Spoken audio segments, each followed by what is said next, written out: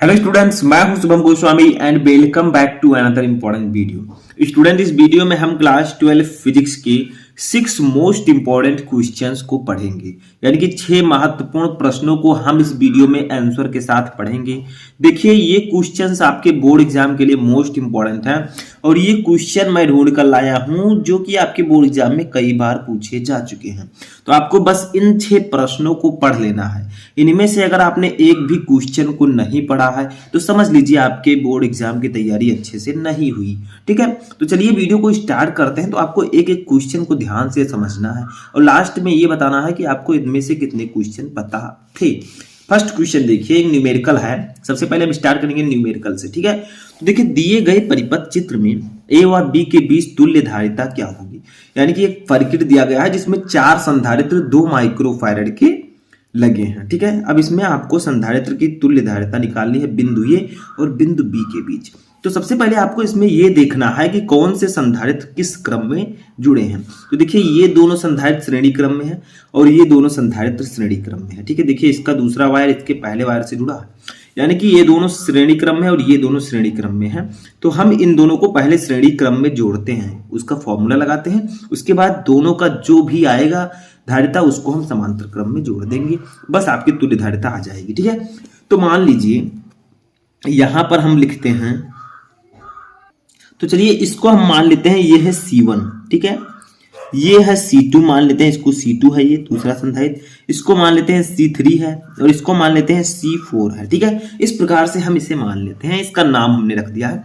तो हम यहाँ पर लिख सकते हैं C1 तथा C2 श्रेणी क्रम में है। ठीक है, तो हम लिखेंगे C1 तथा C2 संधारित्र श्रेणी क्रम में है। ठीक है, या आप लिख सकते हैं संधारित्र C1 तथा C2 श्रेणी क्रम में जुड़े हैं। ठीक है, तो संधारित्र श्रेणी क्रम में जुड़े हैं। ठीक है, तो सबसे पहले इन दोनों को हम श्रेणी क्रम में जोड़ेंगे। श्रेणी क्रम में संधारित्र का फॉर्मूला क्या होता है मैं आपको ऑलरेडी बता चुका हूं। इसका फॉर्मूला होता है 1/C = 1/C1 + 1/C2। ठीक है, यहां पर हो जाएगा 1/C = देखिए ध्यान से समझिए। ठीक है, 1/C = 1/C1 की वैल्यू 2 है, C2 की वैल्यू भी 2 है, तो 1/2 1/2। ठीक है, इसको थोड़ा सा सॉल्व करेंगे तो ये आ जाएगा 2 और ऊपर 1 और 1 जुड़ जाएगा, यानी कि ये भी 2 आ जाएगा। ठीक है, देखिए नीचे हर बराबर है तो ऊपर जुड़ जाएंगे दोनों, तो 1 और 1 2, ये दोनों कट जाएंगे। ठीक है, तो हमारा फाइनली 1/C = आया 1/C = आया 1। ठीक है, अब यहां पर अगर हम गुणा भाग करें तो C = हमारा आएगा 1 माइक्रोफैराड। ठीक है, तो हमने सबसे पहले C1 तथा C2 को श्रेणी क्रम में जोड़ा, तो हमारा जो धारिता आया वो 1 माइक्रोफैराड आया। अब यहां पर एक चीज और ध्यान दीजिए, यहां पर C3 और C4 भी श्रेणी क्रम में, तो इसको भी जोड़ देते हैं। तो C3 तथा C4 श्रेणी क्रम में जुड़े हैं। ठीक है, श्रेणी क्रम में जुड़े हैं। ठीक है, तो इसका भी हम फॉर्मूला यहां पर लगाएंगे उसी प्रकार से, लेकिन यहां पर हम मान लेते हैं 1/C' इसको मान लेते हैं क्योंकि C हमने ऊपर माना है। ठीक है, इसका भी फॉर्मूला होगा 1/C' = 1/C3 + 1/C4। देखिए C1 C2 लिखने की कोई जरूरत नहीं, अगर C3 और C4 श्रेणी क्रम में है तो हम C3 C4 लिख सकते हैं। ठीक है, उससे आप दिक्कत मत लीजिएगा। अब देखिए 1/C' = सेम वही प्रोसेस है 1/2 + 1/2, क्योंकि ये भी 2 माइक्रोफैराड के हैं तो ये हो जाएगा 2/2, ये कट जाएंगे। तो यहां पर 1/C' = हो जाएगा 1 और C = हमारा आ गया, C' = आ गया 1 माइक्रोफैराड, यहां पर भी आ चुका है। लेकिन अभी हमारी तुल्य धारिता नहीं आई है। क्यों?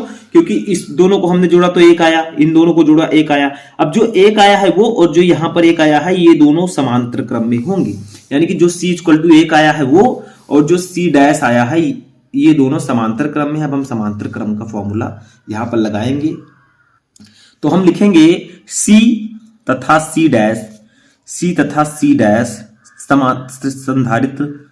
संधारित्र श्रेणी क्रम में है। ठीक है, समांतर क्रम में है, समांतर क्रम में है। ठीक है, यानी कि सी आया और जो सी डैश आया ये दोनों समांतर क्रम में होंगे, तो हम लिखते हैं सी डबल डैश, इसको डबल डैश मान लेते हैं क्योंकि एक नाम से हम कई जगह नहीं लिखेंगे, ठीक है।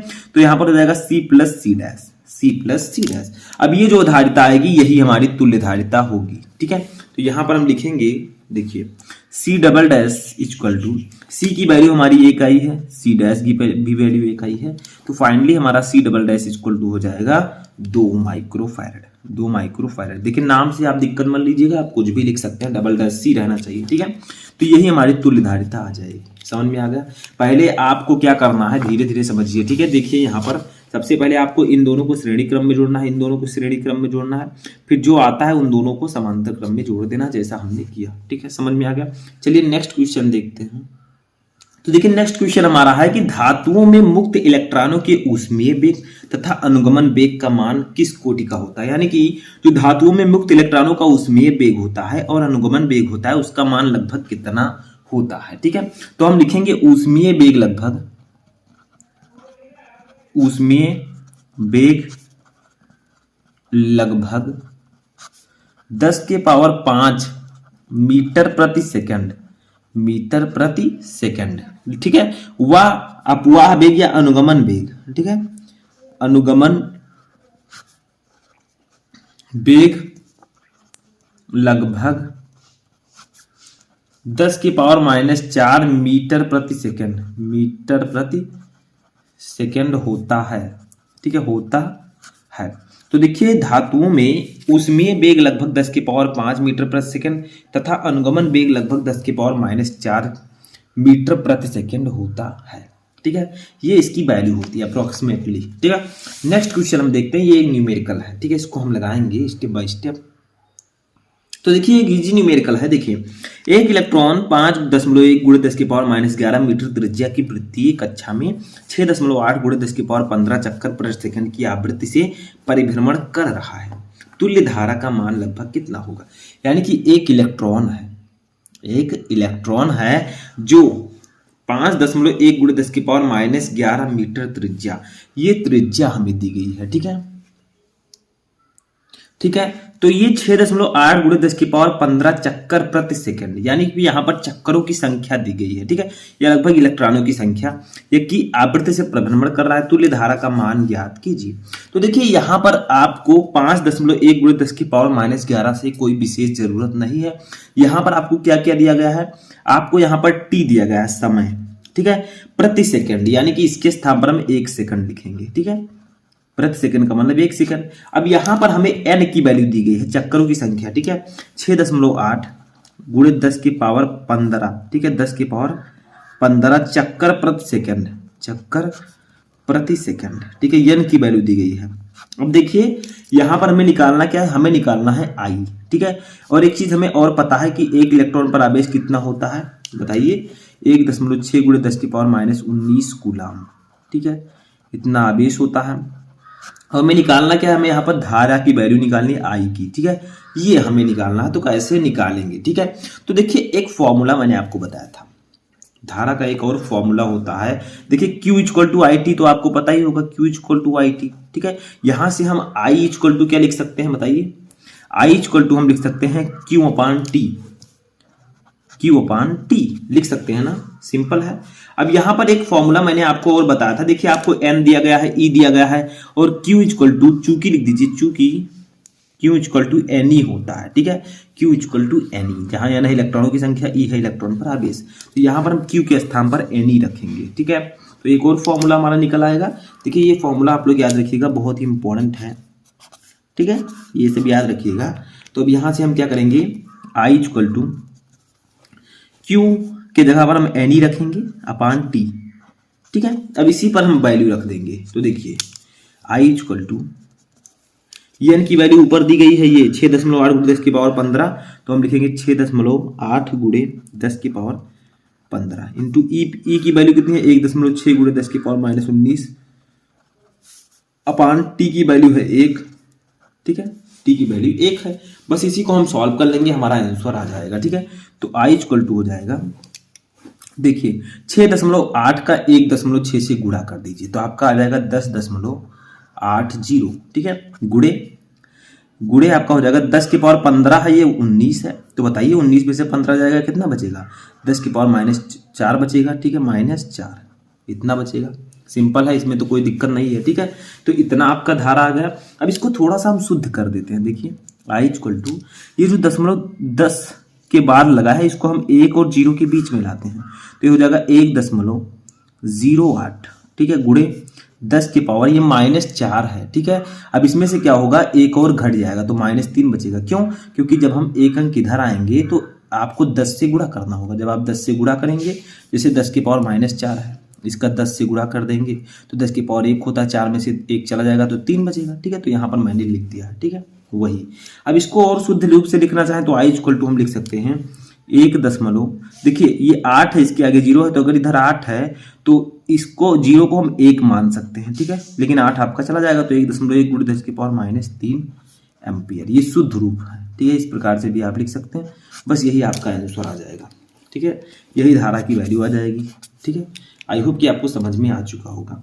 चलिए नेक्स्ट क्वेश्चन देखते हैं। तो नेक्स्ट क्वेश्चन है कि किसी आवेशित कण के अनुगमन वेग तथा विद्युत धारा में क्या संबंध है। तो मैंने आपको पहले ही बताया था, सिंपल सा है, याद रखिएगा, ठीक है। किसी आवेशित कण के अनुगमन वेग तथा विद्युत धारा घनत्व में क्या संबंध है। तो देखिए धारा घनत्व इसको हम लोग डिनोट करते हैं जे से, ठीक है। जे इक्वल टू होता है NeVd, ठीक है, NeVd। अब देखिए यहां पर Ne क्या है, N है आपका इलेक्ट्रॉनों की संख्या, E है इलेक्ट्रॉन पर आवेश और Vd है अपवाह वेग, ठीक है, अनुगमन वेग, इसे हम अपवाह वेग भी कहते हैं, ठीक है। तो ये संबंध होता है धारा घनत्व और अपवाह वेग में। देखिए धारा घनत्व J इक्वल टू NeVd, जहां N है इलेक्ट्रॉनों की संख्या, E है इलेक्ट्रॉन पर आवेश, Vd है अपवाह वेग। समझ में आ गया। नेक्स्ट क्वेश्चन देखते हैं। तो ये एक सिंपल सा क्वेश्चन है। देखिए क्या है कि निम्नलिखित धातुओं को विद्युत चालकता के बढ़ते क्रम में लिखिए, ठीक है। यानी कि आपको कुछ धातुएं दी गई है, जैसे चांदी, एल्यूमिनियम, तांबा तथा लोहा।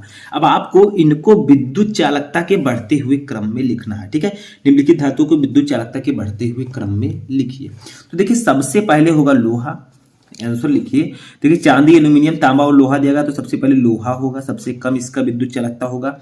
उसके बाद में एल्यूमिनियम है, एल्यूमिनियम, ठीक है। उसके बाद में तांबा है, तांबा, तथा उसके बाद में है चांदी, ठीक है। तो सबसे ज्यादा जो विद्युत चालकता होगी वो चांदी की होगी, क्योंकि निम्नलिखित धातुओं को विद्युत चालकता के बढ़ते हुए क्रम में लिखना था। तो बढ़ता हुआ क्रम ये है, सबसे पहले लोहा, फिर एल्यूमिनियम, तब तांबा, तब चांदी, ठीक है। तो ये सबसे ज्यादा चांदी की विद्युत चालकता होगी, ठीक है। उसके बाद में ऐसे आप आ जाइए, ठीक है, बढ़ते हुए क्रम में हमने लिखा है। समझ में आ गया। चलिए नेक्स्ट क्वेश्चन देखते हैं। तो अभी जो हमने आपको फॉर्मूला बताया J इक्वल टू NeVd, ठीक है, उसी से रिलेटेड एक न्यूमेरिकल आया है। एक तार में मुक्त इलेक्ट्रॉनों की संख्या 2 गुणे 10 की पावर 28 प्रति मीटर क्यूब है।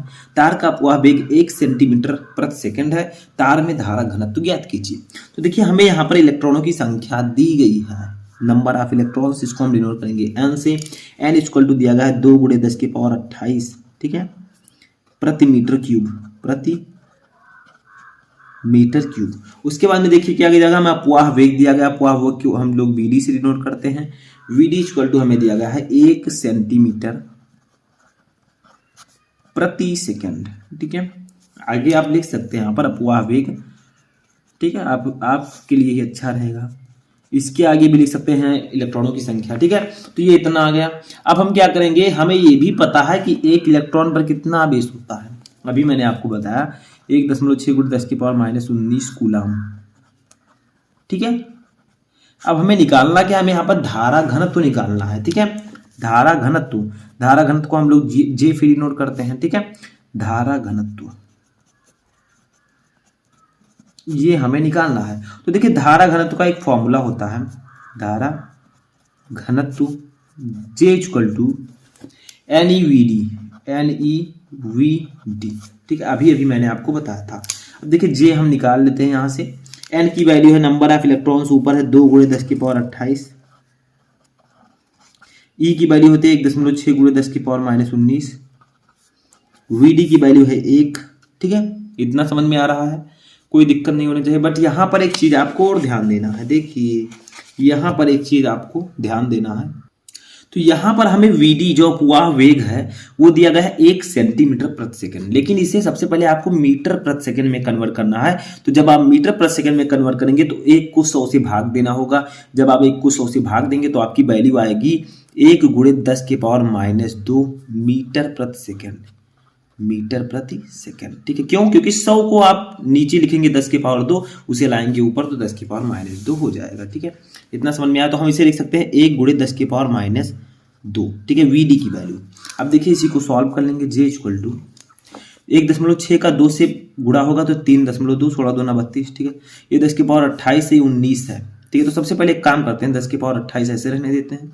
10⁻−19 है, -2 है, तो -19 और -2 माइनस प्लस 19 और 2 जुड़ जाएगा 10⁻21। ठीक है, अब देखिए जे इक्वल टू हो जाएगा 3.2 गुणे 10⁻28 से ये 21 है, तो सिंपल है, दोनों में भाग, दोनों 28 में से 21 चला जाएगा तो 10 की पावर प्लस में बचेगा 7।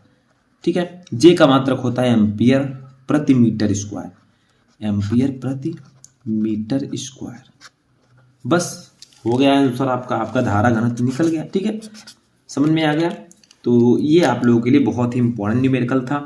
यहाँ पर आप लोग, अब जे का मात्रक एम्पियर प्रति मीटर स्क्वायर क्यों होता है मैं आपको ऑलरेडी बता चुका हूँ। जे इक्वल टू I/A, तो आई है धारा, धारा का मात्रक एम्पियर, ये है क्षेत्रफल, क्षेत्रफल का मतलब मीटर स्क्वायर, तो एम्पियर प्रति मीटर स्क्वायर। ठीक है, तो आई होप कि आपको ये 6 क्वेश्चन अच्छे से समझ में आ चुके होंगे। अब आपको कमेंट बॉक्स में बताना है कि इन 6 क्वेश्चन में से कितने क्वेश्चन आपको पहले से पता थे, और अगर किसी टॉपिक पर वीडियो चाहे तो आप लोग मुझे कमेंट बॉक्स में बताएं।